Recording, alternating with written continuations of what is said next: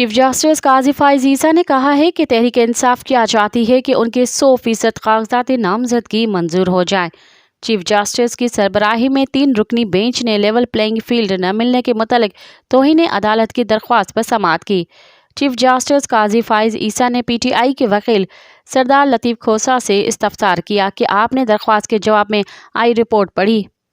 کوئی تقریر نہیں، صرف بتائیں اس رپورٹ میں کیا غلط ہے۔ جسٹس محمد علی مظہر نے کہا کہ رپورٹ کے مطابق آپ کے 1195 لوگوں نے کاغذات جمع کروائے۔ ہمارے سامنے رپورٹس ہیں جن کے مطابق پی ٹی آئی کے 76% لوگوں کے کاغذات نامزدگی منظور ہیں۔